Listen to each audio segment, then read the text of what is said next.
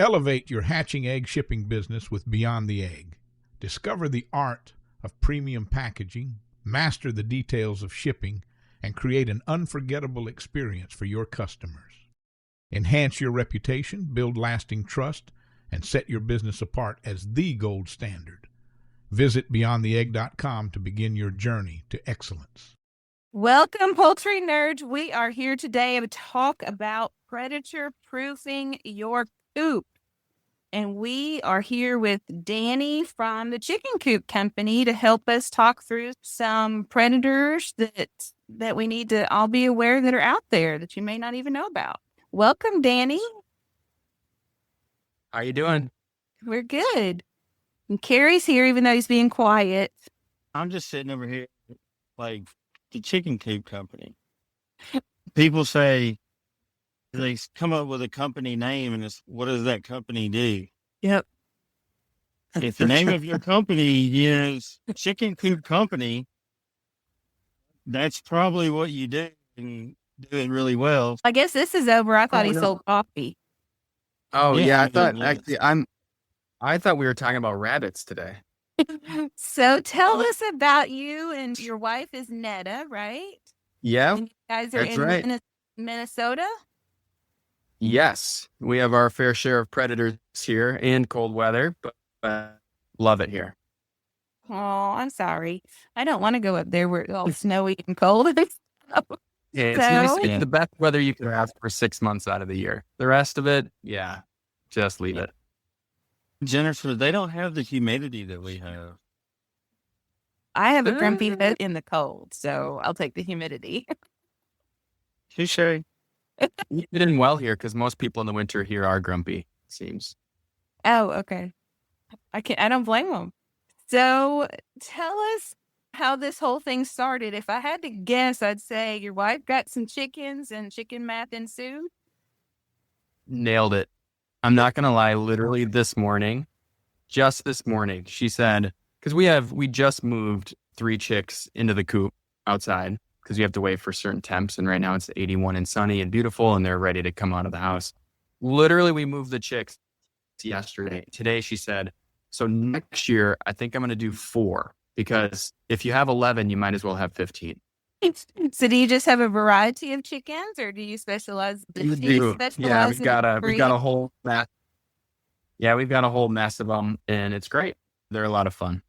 But yeah, that's essentially how it started out. She got her first, I think it was 5, and then before you knew it, we're up to 8. And yeah, that's where the whole love for chickens happened. And what I realized is that she loves them more than she loves her dog. And so we are now in the chicken business, which is so much fun.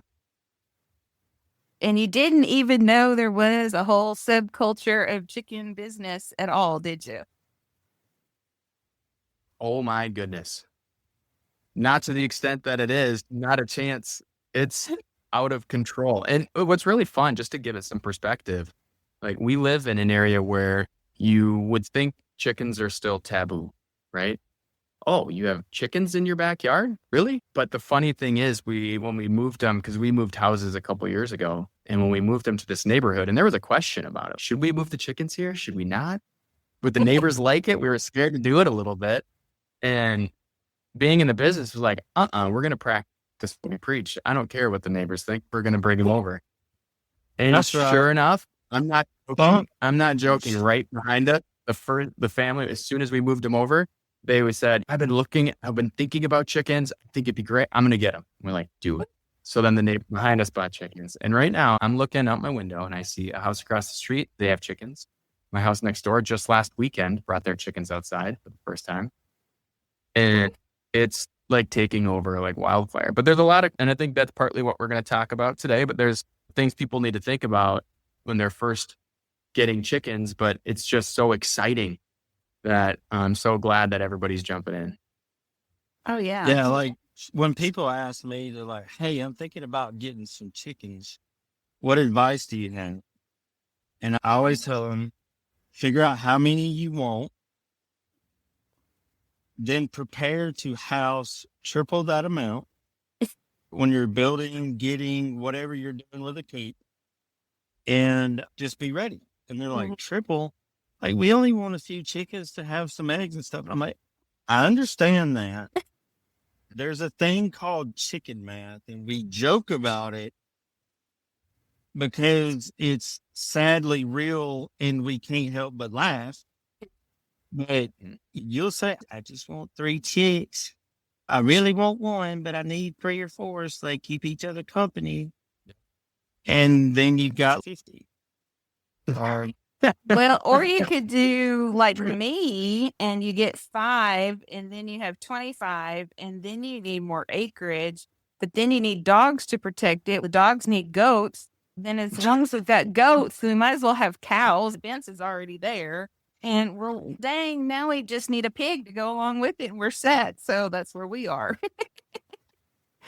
So chicken math expands. once chicken math hits the algebra level, you're full on farming.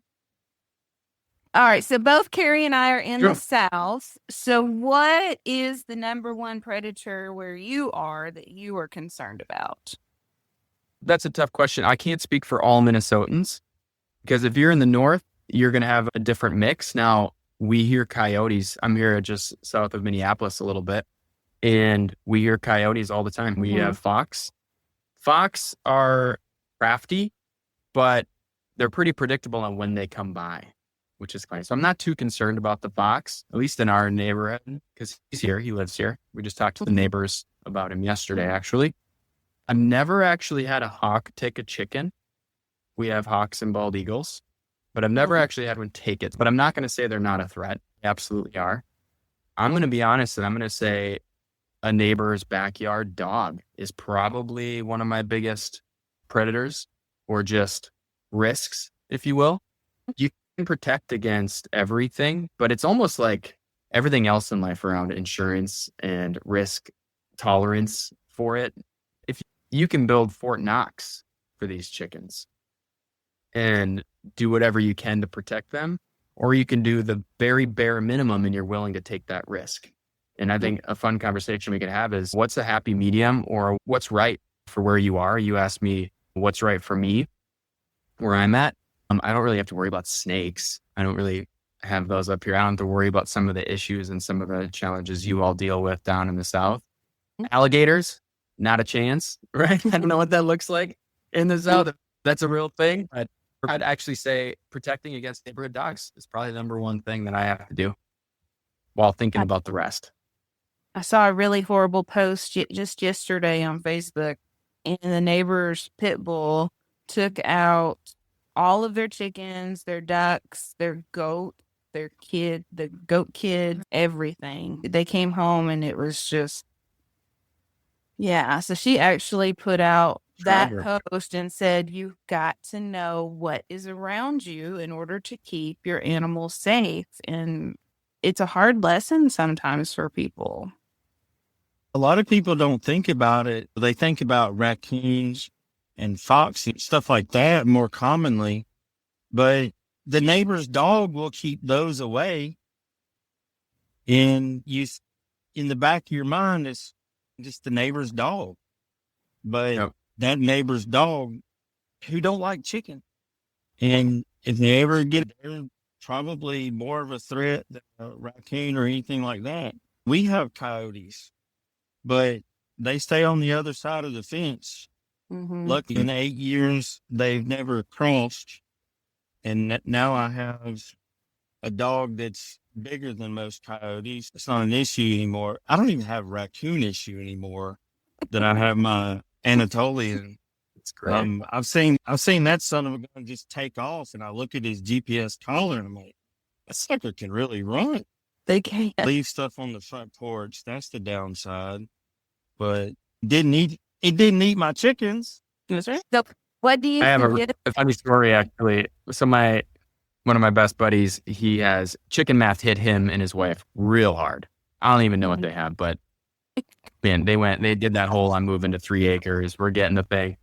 And they bought a dog that they've always wanted. And it took them years to decide on which dog. And it ended up being a bird dog. And they sent it to hunting school, but they told the school to teach it to not chase birds. And so they literally took a bird dog and trained it to not chase chickens. And it worked. And the guy said, the trainer, he said, we're going to break your dog probably. Like, it's not going to ever hunt again. And they were like, okay, that's good. And now they have a great big bird dog that loves their chickens. It's pretty incredible. Now, I think people need to go through that because it's probably expensive, I would imagine. Yeah. Hunting schools are not cheap. But that is one way to train your dog. Getting a dog that's been bred for generations and generations I'm just going to say hats off to the school. Okay? Wow. Because they basically broke that dog's genetics. Okay, we are not condoning that behavior. We think you should steer away from bird chasing dogs if you can. Yeah. So, in that sense, what do you, as a coop designer, think about how to prevent the dogs from breaking in? What would be some suggestions? I would say number one, it's knowing your surroundings, just like any other predator, knowing which dogs may or may not be a threat. So, for example, it's the threats that give chickens a hard life. They have to be cooped. They love to roam. I was in Hawaii a long time ago on one of the islands, Kauai. Remember them saying the predator at the top of the food chain is the chicken here.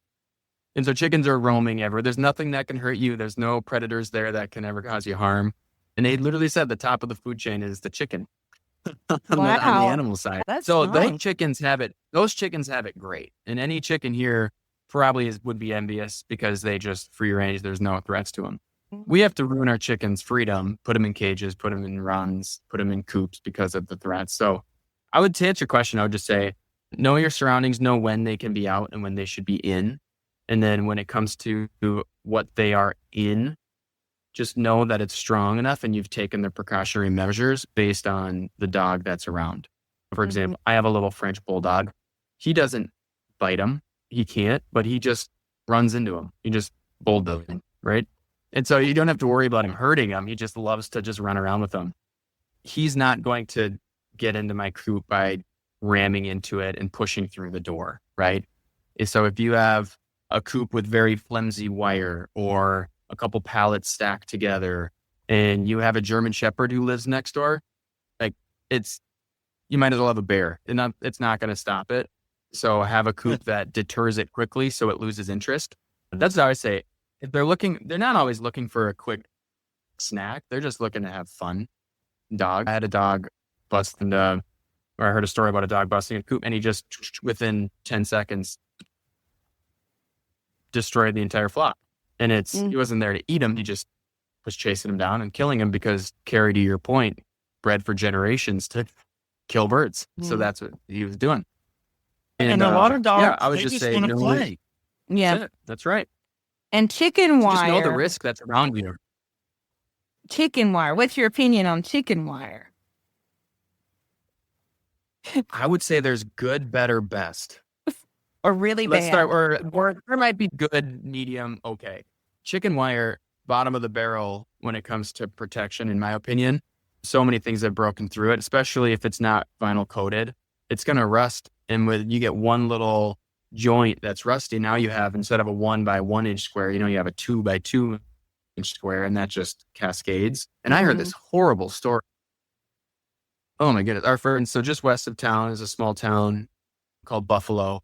And she told this horrible story of a raccoon can stick their grubby little fingers in their hands through 1 by 1 inch chicken wire and pull and eat an entire chicken through that hole. Wow. So they'll slowly the whole chicken through that hole.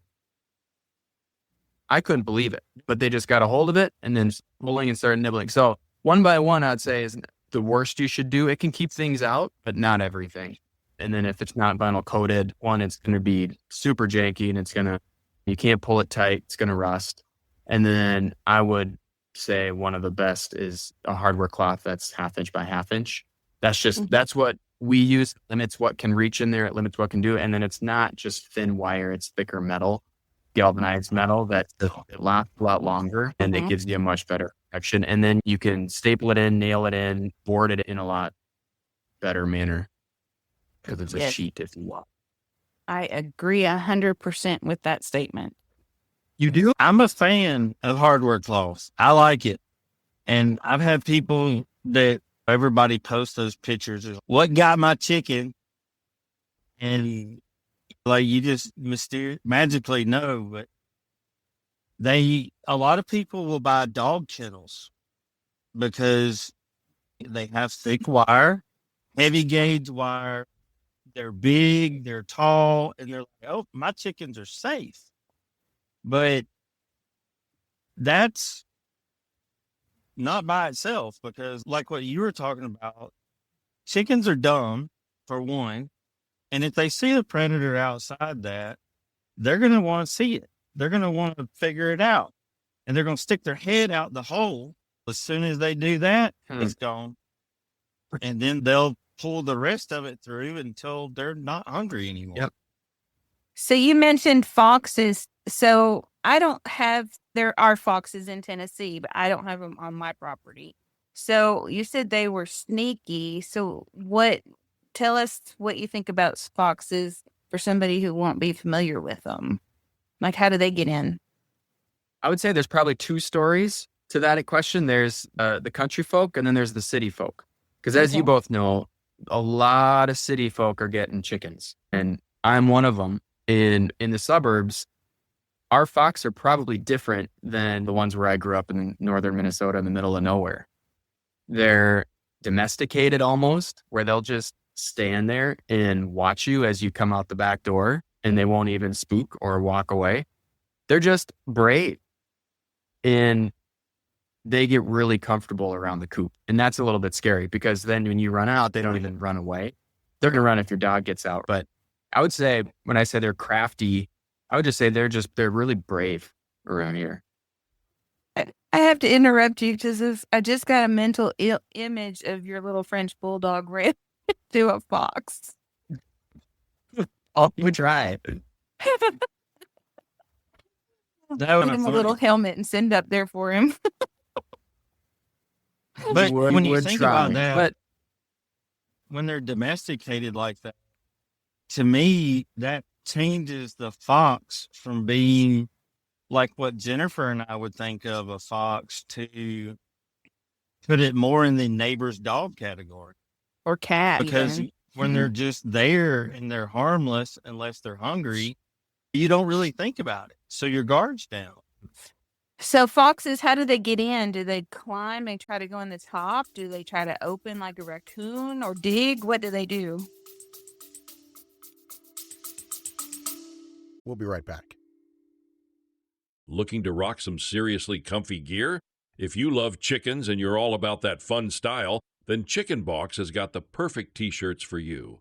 From quirky designs to classic looks, their shirts are as comfy as us chicken tenders deserve.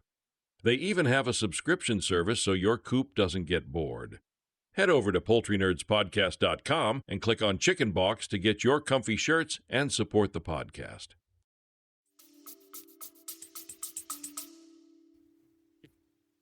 it depends on what you've done to protect your coop. I'll give a good example using chicken wire. Okay. So with chicken wire, you're going to have seams. And this is going to sound like I don't want to give them too much credit, but you also have to think about who you're up against. And they will pull. What I've seen and what I've heard is that they pull, and we've had experience with foxes. They'll try to rip your chicken wire in your coop apart just by pulling at it. And we can talk about protective barriers against diggers, but they'll just find the weak link. They'll just find it. And with chicken wire, if it's just held together with other wire or zip ties, you're going to have seams because those rolls are only 3 feet wide, sometimes less, and they'll find the seam and then they'll bust through it. And what we've seen is that they'll drag chickens right out through a hole that's 6 inches that they broke open through that chicken wire, digging, just finding the weakness in your coop. Gotcha. Makes sense. All right. What about your neighborhood cat? Do you have those problems in your neighborhood? We do have cats around, but never had an issue with them with a full-grown bird. We've seen them stalk them, prowling through the garden or prowling through the yard, but they've never done anything. Have you ever had an experience with cats hurting your chickens? No, but I have LGDs here, and I have 2 barn cats that are probably over 20 pounds. So we don't really have a predator problem here. Even though I live in the country in the middle of nowhere, I'm still ignorant to a lot of these problems that people have, because a good couple LGDs will fix a lot of those problems. But Yeah. I have Ariel, I have hawks, and we have, I would say hawks is probably our biggest thing here. What's your I experience want to with see a hawk. I want to see a hawk try to take off one of your Orpingtons. They probably Let me know laugh how at that it. works out. So if you haven't seen my Orpingtons, they're very large. So what were you going to ask me?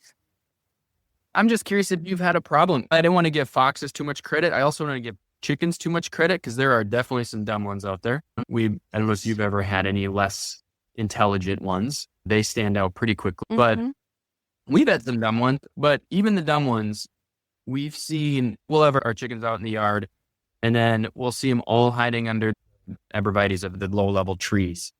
And we're like, what are they all doing under there? And sure enough, there's a hawk sitting on the neighbor's balcony, just sitting there. And we found that they're pretty clever when it comes to getting or knowing when hawks are around and getting under protection. That's something maybe for people to think about if they're just getting chickens for the first time and they're in a subdevelopment and all they have is their fence and not a single tree over 2 years old. That would definitely pose a risk if you don't have anything for the chickens to hide under, because intuitively, I think they know when there's something up there that's dangerous. Our experience has been they've taken cover when they see something or they can sense it. We have yet to lose one to a hawk personally, and I haven't heard many stories from our customers. So I've got hawk stories here, but just while you were talking, one of my Orpingtons walked by the window, and it's sunny and everything. They don't have a care in the world there because they're just much bigger than a hawk is going to be, and they just won't mess with them. But if you have normal sized chickens, listen to your roosters. If you can have them, they'll tell the hens that there's something going on. And a lot of times you'll see them cock their head and one eye's looking straight up, and they'll tell, and they'll tell the other ones, and they'll run for cover. So mine will make this noise that's like almost like what you hear a pterodactyl type sound. It's like a grinding whine type. And when I first started hearing it a few years ago, I was like, what the crap are they doing? And it happened one time when I was outside and I see them looking around and they're making that noise and the roosters are going nuts. And I'm like trying to figure it out. And I looked up and I saw a hawk had landed in a tree, and it was like he was scoping out what was for dinner. And in that case, chickens are smart. They're also dumb. So let's talk about raccoons. Now, they're pretty smart. They can open latches and stuff, right? Carrie hates raccoons. He's had so much trouble with raccoons. So do you have any ideas on how to prevent raccoons from opening latches and getting in coop? I need to know. As far as raccoons doing latches, raccoons getting in? Yeah, how do you keep them from? You know what? We haven't from a. They just dig. They're diggers here. They'll just dig under. I haven't had any of them undo a latch. I haven't heard many stories. So we use, I don't know what kind of latches you use. I'd love to hear what you're using, but just like a barrel latch with the lever you lift up and then slide it over. And then something that we use for our nesting boxes are carabiner latches. So it's just a latch and then you lock it with a carabiner. Now, I would love to see a raccoon take a carabiner off because I can barely do that. Oh my gosh. We have a raccoon across the street at my son's house, and he opens up the trash cans and digs around inside of it. So we have to keep a cinder block on top of the trash can over there. So they're pretty smart. they're very motivated too. I really hate those carabiners, and I honestly didn't know what they were called until Carrie told me. I just always called them snap clip. I didn't know. So Yes, he was talking about snap clips one day. I'm like, what is that? I didn't know what they were called.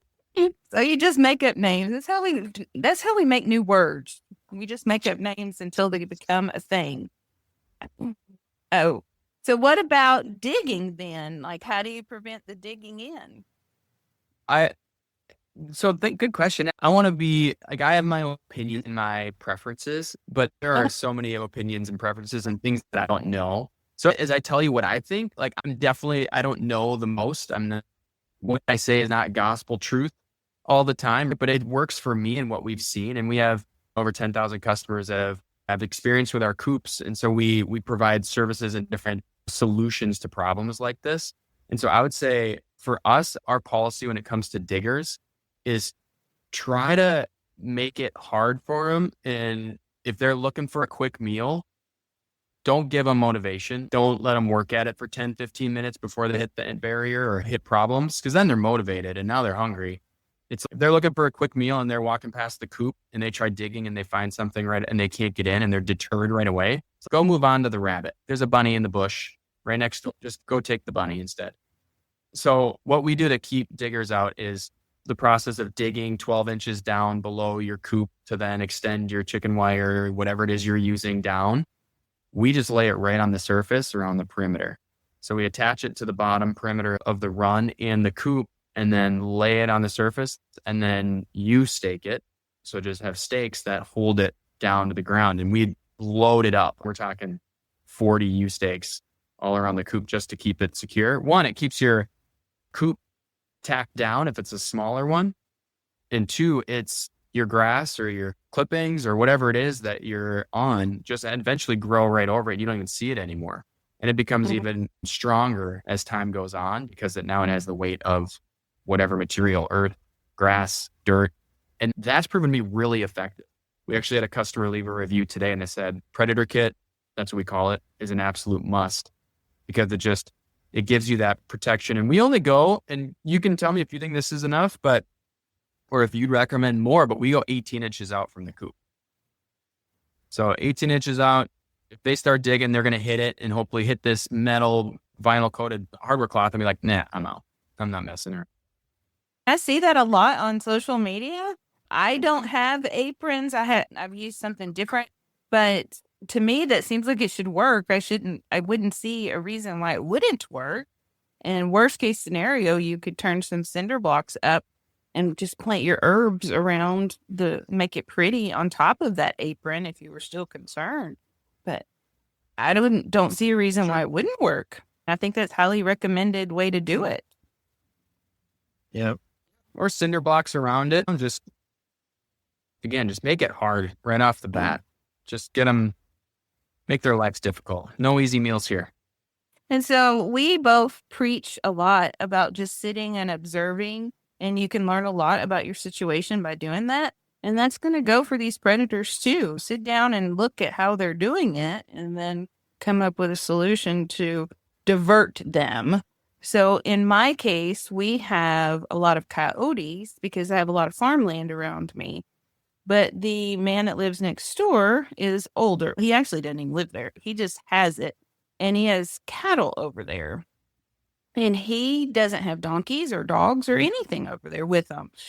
And he is adamant that you cannot shoot the coyotes on his property. So the coyotes take his babies down. And to be honest, as long as the meal is easier over there, they have no reason to come over here and mess with my LGDs because it's just easier over there. So as long as there's something easier elsewhere, that's all you're really after. You don't want to be the slowest one running away from something. It's the same concept. You just make it easier elsewhere. Yeah. So what do you think about, so a person is getting chickens for the first time and they're anxious and with spring hatch is happening. Everybody knows there's no chicks available. There's no chicks. You got, if the tractor supply or whoever has chicks or Can't find them online till July. So they find chicks and we got to get them right now. Let's get them. Is it better to be prepared and have a good structure and home for them, or should people just jump right in? What do you think, Carrie?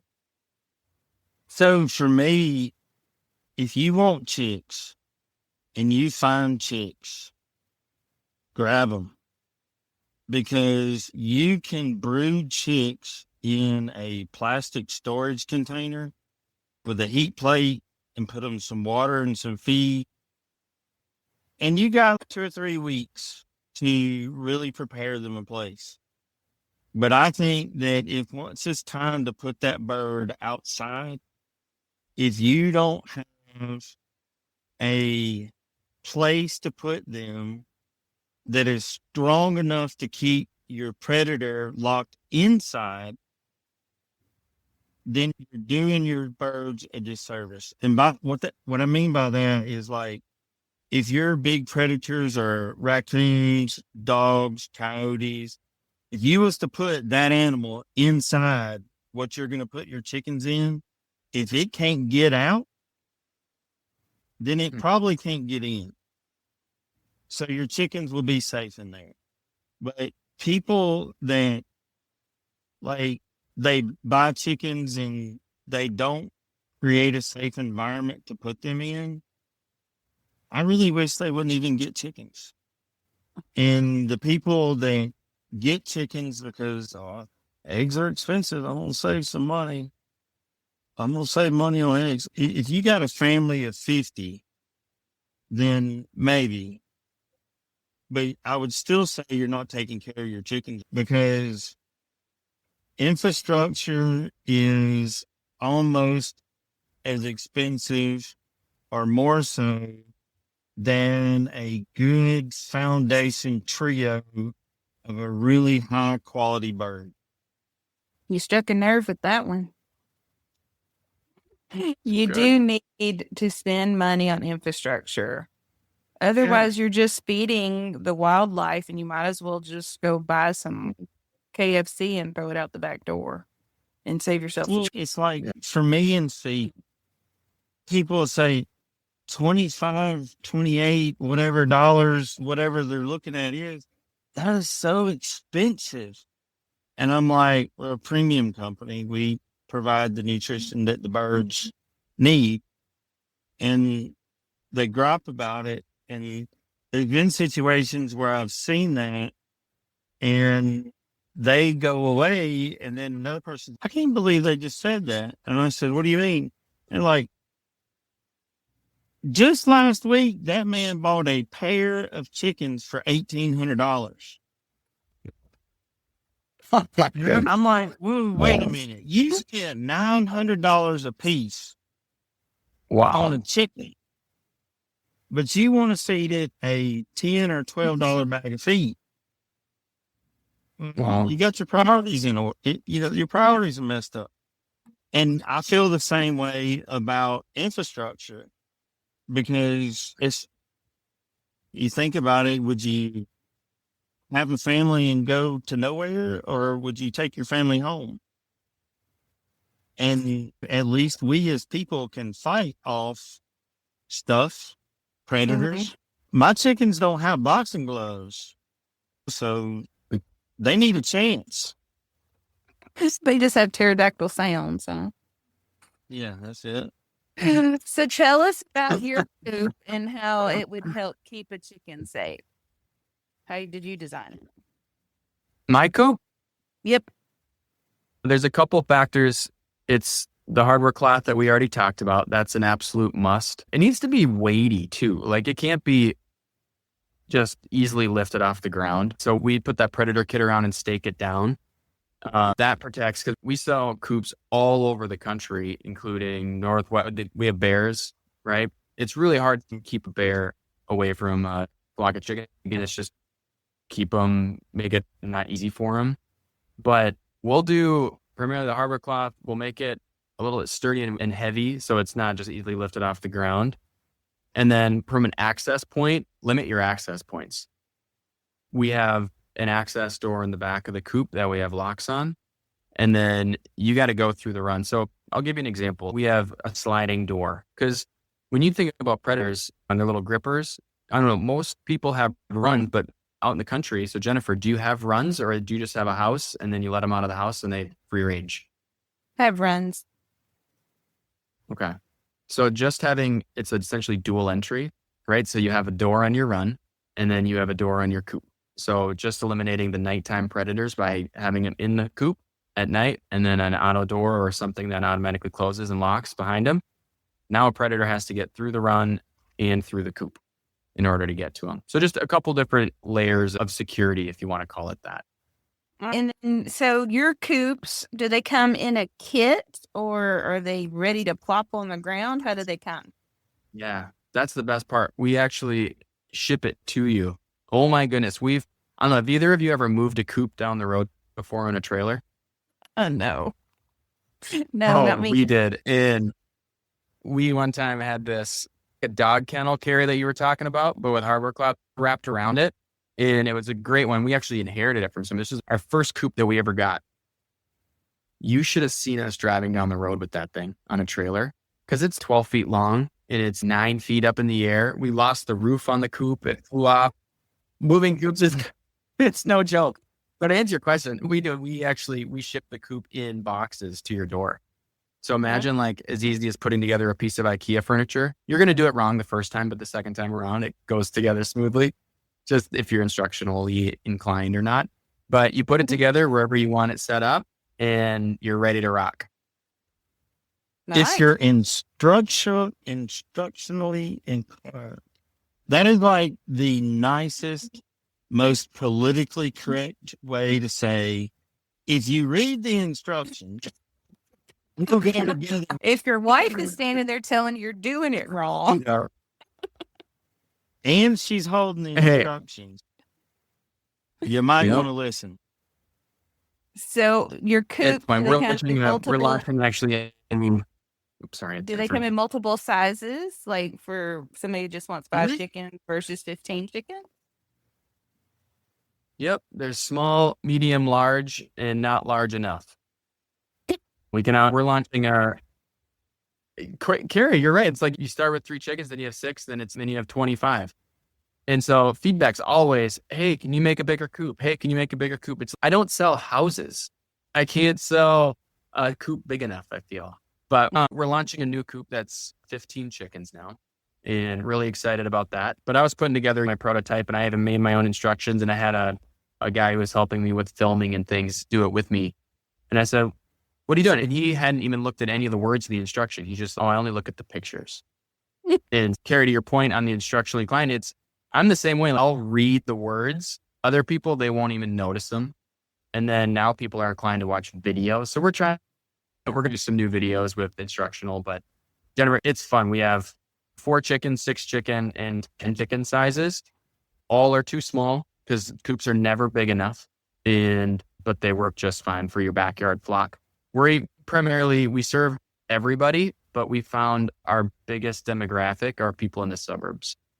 Surprisingly, we did a little heat map in 2023 of where our customers lived, and you just pick a major metro and it's just exploded the color. So that's primarily who we serve, just I think based on size and also availability. So if you're out in the country and you have 3 pole barns, you may just repurpose one. You have a big structure. That's primarily who we serve. Well, and everybody is going to have a predator issue. I lost almost an entire flock of turkeys to meat several years ago. And so it's going to happen. It's not an if, it's going to happen. And so a lot of things, one thing that you can do is have multiple coops. So if you had, say, 3 of, the coops that hold 5 birds and you had a predator get in 1, you're not completely out of chickens. You're just out of that. Such an enabler. God. Yeah. You're an enabler. I am. And I only have 31 coops now. It's a, but all right. So tell everybody where they can find you and how to get in touch with you and all that good stuff. Yeah, Jennifer and Carrie, this was great. You can find us easily, chickencoopcompany.com. Again, we don't sell rabbit hutches. We sell chickens. At chickencoopcompany.com, it's the best. You can reach our team. It's a small team, family company. It's great at family@chickencoopcompany.com. We're all on the social channels. We're trying to do better on social. It's just so noisy out there, and creating content but we're finding some really great people who are taking some great photos. But you can find us on all the social platforms. Give us a call, send us an email. We pick up. Yeah, it's great. All right. Thank you so much, Danny, for being here with us today. Yep, I enjoyed it. My pleasure. A lot of fun. All right. See you guys later. Take care. Thank you for joining us this week. Before you go, be sure to subscribe to our podcast so you can receive new episodes right when they are released. And they're released every week. Feel free to email us at poultrynerds@gmail.com to share your thoughts about the show. Until next time, Poultry Pals, keep clucking, keep learning, and keep it exciting. This is Carrie signing off from Poultry Nerds. Feathers up, everyone.